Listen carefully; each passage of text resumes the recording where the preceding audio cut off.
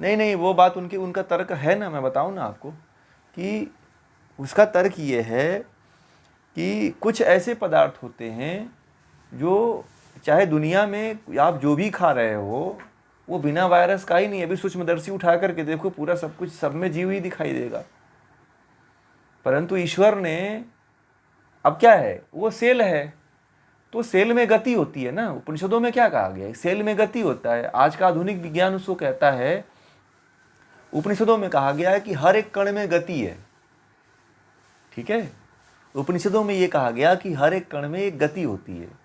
और गति क्या है, गति को जहाँ जहाँ गति होती है वहाँ वहाँ ब्रह्म होता है। ठीक है, वहाँ वहाँ ब्रह्म होता है। तो ऐसा मतलब नहीं है कि वहाँ पे कोई जीवात्मा है। बात समझिए, उपनिषदों के अनुसार बता रहा हूँ आपको। जितने भी, चाहे चर है अचर, जितने भी प्राणी हैं वो सभी प्राणी क्या हैं, सब में गति होती है उपनिषद के अनुसार। उपनिषदों में ऐसा कहा गया, मैंने भी आप लोगों को कई बार बताया है कि चाहे अस्थावर हो, चाहे चर हो या चाहे अचर हो, चाहे निर्जीव हो चाहे सजीव हो, सब में गति परमाणु होते हैं। और हर परमाणु में गति होती है कि नहीं होती है। आप उसको बताते कि इलेक्ट्रॉन, प्रोटॉन, न्यूट्रॉन जो है क्या करते हैं, गति करते हैं ना। आप एक पत्थर को ले लो तो उसको भी, आप यदि उसके सेल को देखोगे तो उसमें भी जीव घूमता है। ठीक है, उसमें भी गति होती है। इसलिए कहा जाता है कि हर कण कण में भगवान है। परंतु भगवान ने कुछ ऐसी वस्तुएं हमें बताई है जिससे कि हमारा जीवन चल सके। जो जब आप वेदों को पढ़ेंगे तो वेदों में यही तो बताया गया है कि मानव को जो है चलाने के लिए जो है कुछ ऐसे पदार्थों की उत्पत्ति की गई है कि जिससे वह अपने जीवन को चला सके, उसको खाना चाहिए। आप दही को देखते हो, दही में देखा गया है, आप किस में नहीं है, चावल में भी है ना। सूक्ष्मदर्शी ला के देखो, आप जो रोटी खाते हो उसमें भी वैसे उतने ही कीड़े मिलेंगे आपको। क्या बात करते हैं वो। परंतु जो जीव है,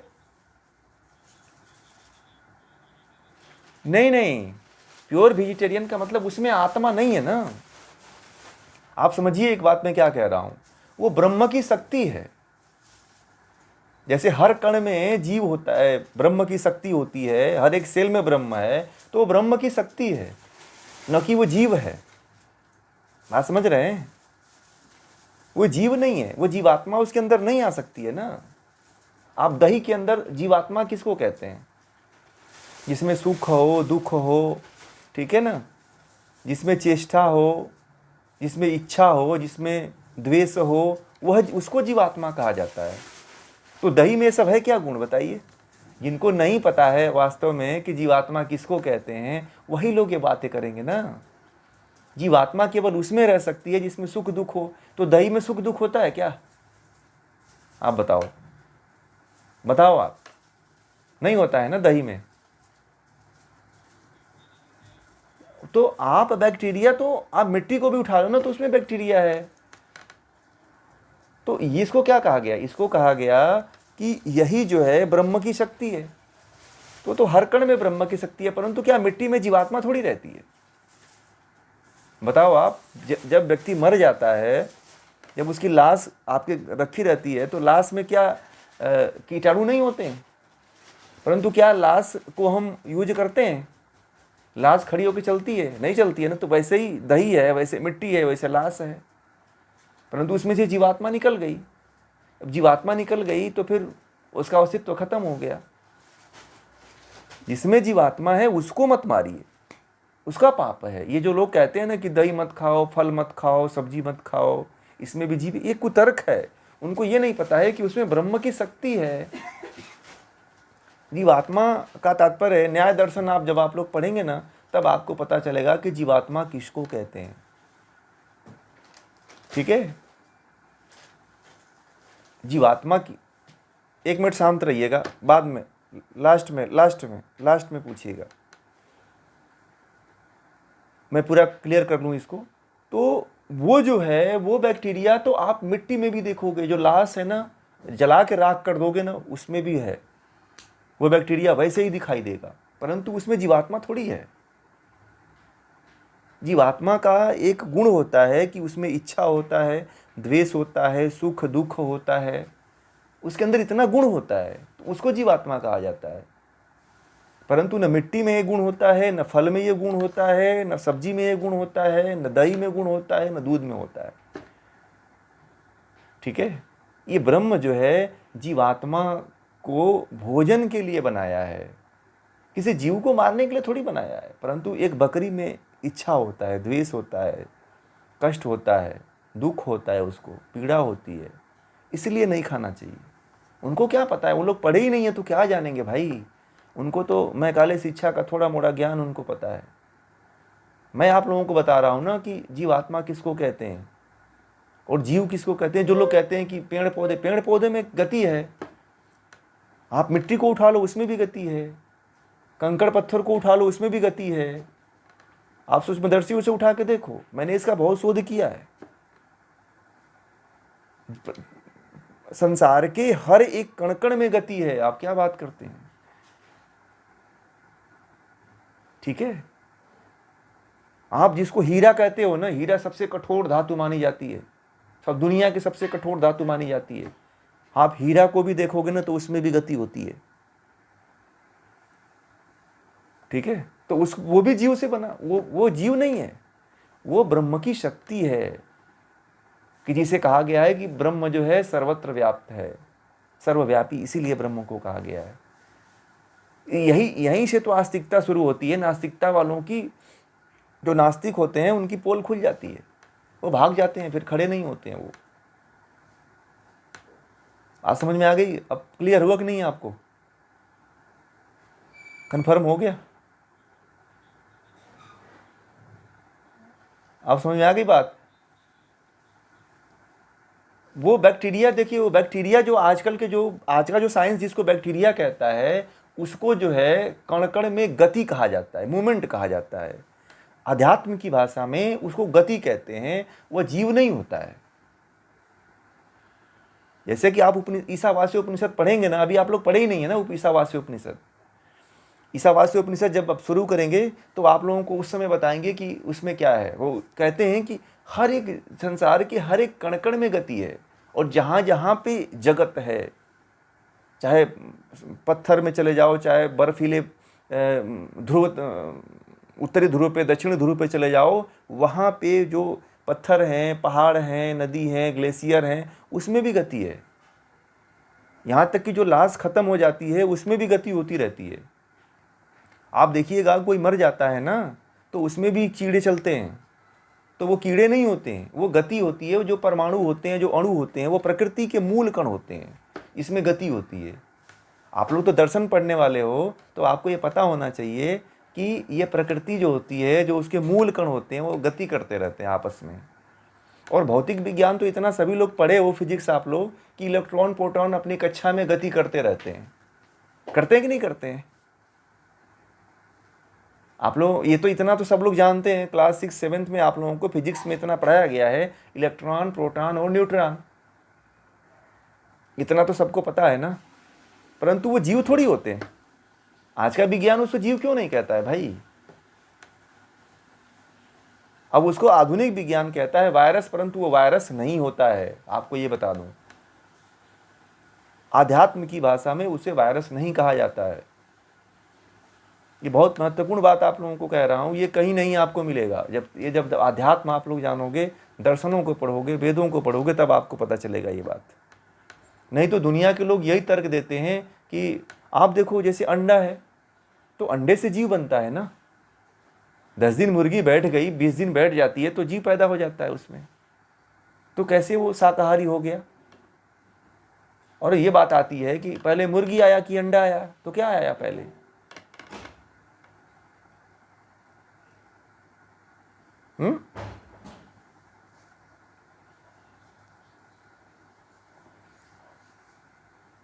ये बूझने वाली बुझौनी है, ठीक है।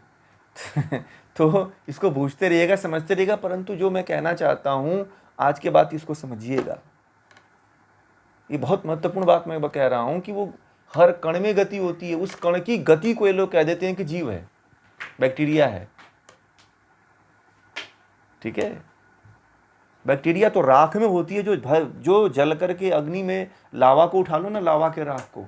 अब लावा से ज़्यादा कोई जलता हुआ चीज़ इस दुनिया में नहीं है। लावा के भस्म को उठा करके देखना, उसमें भी जीव ऐसे रेंगते रहते हैं। आप क्या कहोगे, बताओ आप। है ना, परंतु उसमें जीवात्मा नहीं रहती है ना। तो बस यहीं से क्लियर हो गया, यहीं से क्लियर हो गया आपको। और जीवात्मा का एक गुण विशेष होता है, इच्छा, द्वेष, सुख, दुख और कर्म। ये 5 गुण होते हैं, उसी को जीवात्मा कहा जाता है। इच्छा, द्वेष, सुख, दुख और कर्म, जिसके अंदर ये गुण होते हैं वह केवल जीवात्मा है, वह जीव है। ठीक है ना, जीव केवल उसको कहा जाता है। हाँ, उसको आप मारते हो तो आपको पाप लगेगा। ठीक, तो ये आप लोग आज के बाद जो लोगों को भ्रम था, वो उस भ्रम को हटा दीजिएगा और वास्तव में जो है जीवों पे दया करिएगा, क्योंकि जीवों पे दया करने से ही आप माया से और अपने पाप से मुक्त हो पाएंगे। अंगुलीमाल डाकू जो था, प्रतिदिन जो है लोगों को मारता था और मार करके उन लोगों की एक अंगुली काट करके माला बना के पहन लेता था। जब तक उसे अज्ञानता थी तब तक थी, परंतु महात्मा बुद्ध के संपर्क में आया और महात्मा बुद्ध ने कहा, उसको बिना रोक रहा था कि रुको। महात्मा बुद्ध अपने रास्ते पे चलते जा रहे थे। महात्मा बुद्ध ने पीछे देखा और कहा कि मैं तो ठहर गया हूं, तुम कब ठहरोगे। उसको समझ नहीं बात, उसका दिमाग चकरिया गया। बोला क्या बोल दिया इसने आदमी ने, आज तो मेरे पूरे आत्मा को हिला के रख दिया इसने। ये बोल रहा है कि मैं ठहर गया हूं, तुम कब ठहरोगे। मैं कहां चल रहा हूं कि ठहरने के लिए बोल दिया। तब महात्मा बुद्ध के शरण में उसको आना पड़ा और इसके लिए महात्मा बुद्ध बोले कि इसके लिए तो तुझे आना पड़ेगा, क्यों मार रहे हो जीवों को, यही अब तो ठहर जा। और महात्मा बुद्ध बुद्धत्व अंगुलीमाल डाकू जो है महात्मा बुद्ध के परिव्राजकों में सबसे पहुंचा हुआ योगी बना, आत्मबोध को प्राप्त हो गया। पता है आप लोगों को, अंगुलीमाल डाकू बहुत बड़ा बहुत भिक्षु बना था। पहले तो उसे लोग स्वीकार नहीं किए, परंतु वही जो है भिक्षु संघ का जो है शिक्षक बना था आगे आने वाले समय में। महात्मा बुद्ध के जाने के बाद वो उस संघ का बहुत बड़ा आचार्य बन गया वो अंगुलीमाल डाकू। परंतु ठहरना पड़ता है, रुकना पड़ता है, समझ रहे हैं।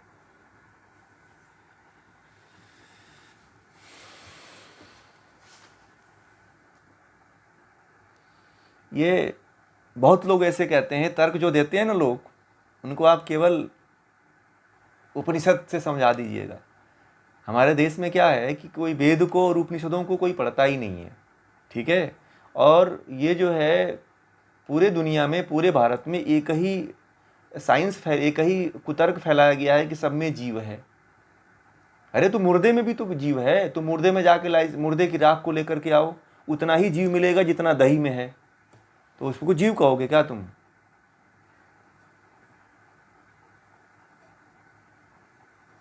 मैंने ये बात जो है ना, एक बहुत बड़े संत थे तो उनके सामने भी ये बात रखा था मैंने। ठीक है, तो वो बोले कि हम तो बड़े भ्रम में थे, और जब मैंने कहा कि आप तो उपनिषद पढ़े हो, बोले कि मैं पढ़ा था परंतु मैं यहाँ तक नहीं पहुँचा था। मैंने कहा कि पहुँचिए महाराज जी, ये कितना बड़ा साइंस है अपना, आपको पता होना चाहिए। इतना बड़ा साइंस है, आज के हमारे जो ऋषियों ने दे के गए हैं वो आज तक नहीं खोज पाया विज्ञान। जिनको वायरस कहता है हमारे देश के ऋषि मुनि उसको ब्रह्म कहते हैं, ये ब्रह्म की शक्ति कहते हैं उसको उपनिषदों में, और उसको गति कहते हैं कि वो गति कर रहा है वो। ठीक है, और आपको फिजिक्स में भी ये बताया गया है कि इलेक्ट्रॉन प्रोटॉन अपनी कक्षा में क्या करते हैं, गति करते रहते हैं। ठीक है, उसका सूत्र भी है ना, इलेक्ट्रॉन और प्रोटॉन न्यूट्रॉन का, आप लोग तो जानते हो।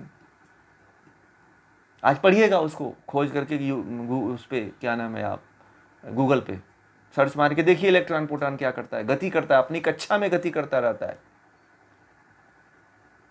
आप जो हाथ में मोबाइल लिए हो ना, इसमें भी इलेक्ट्रॉन प्रोटॉन की गति हो रही है। ये जो हम आवाज़ बोल रहे हैं ना, इस आवाज़ में भी इलेक्ट्रॉन प्रोटॉन की गति से आप तक मेरी बात पहुंच रही है। किसके कारण पहुंच रही है? इलेक्ट्रॉन प्रोटॉन के कारण। गति नहीं होती तो आप सुन नहीं पाते मुझे। और आज का विज्ञान कहता है वायरस, और हमारे शास्त्र तो वायरस को मानता ही नहीं है, हमारी चिकित्सा तो वायरस को मानती ही नहीं है। आप लोग भारत के रहने वाले लोग हैं, और भारत के जो ऋषि हैं वो वायरस और कीटाणु को तो मानते ही नहीं है। समझ रहे हैं? आप लोग जब आयुर्वेद पढ़ेंगे तो आयुर्वेद की यहाँ तक कि प्राकृतिक चिकित्सा भी पढ़ोगे आप लोग, तो वो भी नहीं मानती है इस चीज़ को। है कि नहीं? और जो कोरोना,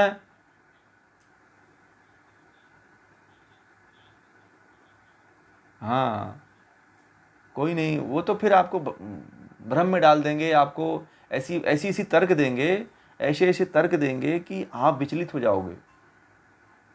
आजकल ऐसे वीडियो क्लिप आ रहे हैं जो समाज को भ्रमित करने के लिए लाए जा रहे हैं। अभी मैं कल गया था एक जैन साधु के यहाँ, तो उन्होंने मुझे कहा कि आप इस वक्तव्य को अपने जहाँ पे भी आप ये करते हो उसको वहाँ पे लोगों के सामने रखो। तो आजकल के जो हमारे देश में जो बॉलीवुड आजकल जो है अपने ट्रैक को छोड़ करके फिल्में ऐसी वीडियो बना रहा है, जिस वीडियो को बड़े बड़े जैसे कि छोटे बच्चे हैं, लड़के लड़कियां हैं, उनके बीच में डाला जा रहा है। ठीक है, तो एक वीडियो था, उसमें ऐसा ही वीडियो था कि मैं जो है फलाना स्टार बनना चाहता हूँ। तो उसमें ऐसे तर्क वो खोज करके ला करके रखे हुए हैं सब, कि आपका बच्चा उसको देख करके वैसे ही तर्क आपके सामने देगा और वो बिगड़ जाएगा, कुतर्क वाला, जिसका कोई औचित्य नहीं है। इसीलिए अपने धर्म से, अपने अध्यात्म से अपने बच्चों को जोड़ के रखिए। समझ रहे हैं आप लोग? नहीं, जिस दिन जोड़ेंगे उस दिन यही स्थिति होने वाली है कि आप भी उन्हीं की बात मान करके उन्हीं की तरफ भटकते चले जाओगे। हमारा अध्यात्म इतना समृद्ध है कि आप समझ नहीं सकते हो आप लोग। मैं इसीलिए तो ये सब आप लोगों के बीच में लेकर के आता हूँ कि लोगों को पता ही नहीं है असल में कि हमारा अध्यात्म कितना समृद्ध है कि कहीं जाने की आवश्यकता नहीं है, किसी के पास जाने की आवश्यकता नहीं है। अब इनको लोगों को पता ही नहीं है कि जीवात्मा किसको कहते हैं। लोगों को ये पता है कि हम जो खड़े हैं, हमारे भीतर जो आत्मा है उसे जीवात्मा कहते हैं। जीवात्मा में इच्छा होता है, जीवात्मा में द्वेष होता है, जीवात्मा में कर्म होता है, जीवात्मा में सुख दुख होता है, सुख होता है, दुख होता है। परंतु क्या एक दही में सुख दुख होता है? क्या इच्छा द्वेष होती है? क्या कुछ नहीं होता है। मुर्दे में भी नहीं होता। इस बात को आज के बाद समझ लीजिएगा। न फल में कहिएगा कि जीव है, न दूध में कहिएगा कि जीव है, न सब्जी में कहिएगा कि जीव है। नहीं, आप जब वेदों को पढ़ेंगे तो वेदों में आता है कि जब सृष्टि का प्रारंभ हुआ था तो जो है ये सब परमात्मा जो है जीवात्मा के जीने के लिए इसको उत्पन्न किया था, जानवरों को थोड़ी उत्पन्न किया था। ये तो कुछ राक्षसी लोग जो रहे, जो सात्विक मतलब कि जो दैवी प्रकृति के लोग थे, उनको नष्ट करने के लिए, विनष्ट करने के लिए ये काम अपना जारी रखे। और आज भी राक्षसी प्रकृति वाले लोग हैं कि आप सही मार्ग पे चल रहे हो तो आपको भ्रमित कर दिया जाए, आप परमात्मा तक न पहुंच पाओ। ये सदियों से चला आ रहा है। परंतु जो मुक्ति के मार्ग पे चलते हैं वो छोड़ देते हैं भाई। पहले राजा लोग भी ये सब करते थे, परंतु जब उनको ज्ञान होता था तो वो रास्ते बदल देते थे। अभी आपके पास भी है, अज्ञानता में आप किए होंगे, परंतु अब ज्ञान हो गया तो फिर तो आप उधर जाइए ही मत। ठीक है, आप विज्ञान हैं, आप विज्ञान को आप लोग विज्ञान के तर्क से भी समझा सकते हो ना। अब फिजिक्स पढ़े हो, इलेक्ट्रॉन प्रोटॉन को लेके समझा सकते हो अगर ज्यादा वो पढ़े लिखे हो तो। बोलिए। पेड़ों में देखिए, पेड़ों में जो क्या होता है कि ये जो गति होती है ना, पेड़ों में जीव होता है। उन्होंने जगदीश चंद्र बसु ने इसकी खोज किया था। ठीक है ना, पेड़ों में जीव होता है, परंतु उसको भी जो लोग काटते हैं ना, पेड़ जो होता है, पेड़ में जो जीव होता है उसमें भी जीवात्मा होती है। पेड़ों को कहते हैं कि उसमें भी सुख, उसको भी सुख दुख होता है। आधुनिक समय में जो जगदीश चंद्र बसु थे, उन्होंने इस चीज़ का खोज किया था कि इनको भी दर्द होता है, इनको भी पीड़ा होता है, क्योंकि तोड़ने जाओ तो पत्ता पीछे हटता है थोड़ा सा, फूल तोड़ने जाओ तो पत्ता धीरे धीरे सिकुड़ता है या अपने तरफ, आप ऐसे हाथ बढ़ाओ तो वो खींचता है। ठीक है, तो पेड़ों के प्रति भी उन्होंने कहा कि पेड़ों को मत काटो। ठीक है ना, क्योंकि कुछ ऐसी चीज़ें हैं जो जिसमें सुख दुख होता है, क्योंकि जिसको सुख दुख होता है उनको आप मत कष्ट पहुंचाइए। ठीक है, हाँ, क्योंकि पेड़ पौधे तो आपको फल देते हैं। ठीक है, उनको जड़ से मत काटो, क्योंकि वो फल देते हैं, उनमें जीव होता है। आपको देखिए, कोई भी पेड़ आप लगाते हो वो बिना आपको फल दिए हुए नहीं रहता है, निस्वार्थ भाव से देता है आपको, आपसे कुछ नहीं मांगता है, आपसे केवल थोड़ा सा पानी मांग लेता है और ज़मीन मांग लेता है, बाकी आपको जीवन पर्यंत देता ही रहता है। मैंने आम के पेड़ लगाए हैं और हर साल जो है, हर साल आम फलता है, हर साल आम फलता है, बहुत ज़्यादा फलता है। और जो मैं तो हूँ नहीं जहाँ लगाया हूँ, मैं दूसरी जगह रहता हूँ, परंतु बताते हैं लोग कि बहुत फलता है। जो वहाँ पे लोग हैं खा करके खूब खाते हैं। ठीक है ना, तो उसमें जीव होता है, परंतु उसका भी भगवान ने, और इसीलिए हमें क्या है कि हमें ज्ञान लेना चाहिए। आपको पता चल जाएगा कि इस पेड़ के प्रति कैसा, भगवान जब हनुमान जी गए थे जड़ी बूटियों को लेने के लिए, तो जड़ी बूटियां अदृश्य हो गई थी। पता है आप लोगों को, जड़ी बूटियां सबके सामने प्रत्यक्ष नहीं होती हैं, आपको ये भी बता दूं। सभी तरह की जड़ी बूटियां हैं, परंतु वो सभी के सामने प्रकट नहीं होती हैं। हनुमान जी को जाकर के अनुनय भी नहीं करना पड़ा था। और पहले के समय में जब किसी पेड़ और जड़ी बूटी को तोड़ा जाता था तो उसकी प्रार्थना की जाती थी। ठीक है, परंतु जो फल है, जो सब्जी है, जो वो आपको कुछ दे रहा है। ठीक है ना, परंतु आप जैसे कि मान लीजिए कि जीव जो हैं, जैसे मछली है, उसको पीड़ा होता है, देखिएगा वो कूदती है, तड़पड़ाती है, बकरी है तो वो भी तड़पड़ाती है, मुर्गा भी है तो चिल्लाता है, दर्द होता है उसे, होता है कि नहीं होता है। तो इनको मारने से दर्द पीड़ा होता है, इनकी कराह जो होती है बहुत कष्टदायक होती है, और इसलिए उसका पाप आपको लगता है, इसलिए नहीं खाना चाहिए। कोई और तर्क नहीं है, क्योंकि आपका कर्म विफल होता है यहाँ पे। ये जो तप यदि आपने शुरू किया तो भी आप आध्यात्म की तरफ आप बढ़ते हो, ये भी एक तप है। मान लीजिए कि जो आप मांसाहार को छोड़ देते हैं तो ये भी एक तप कहा जाता है ना। आज का जो वीडियो है मांसाहार पे, इसको आप लोग सुनिएगा बार बार, क्योंकि बड़ा महत्वपूर्ण ये विषय है। क्योंकि बहुत लोगों को ये भ्रम है, शास्त्रों को पढ़ना इसीलिए ज़रूरी है, ग्रंथों को जानना इसीलिए ज़रूरी है, क्योंकि लोगों को उल्टा सीधा ज्ञान है, कुतर्क वाला ज्ञान है, कुछ प्रामाणिकता का ज्ञान नहीं है उनको। वो सुने सुनाए ज्ञान को बस तर्क दे करके लोगों को भ्रमित कर रहे हैं।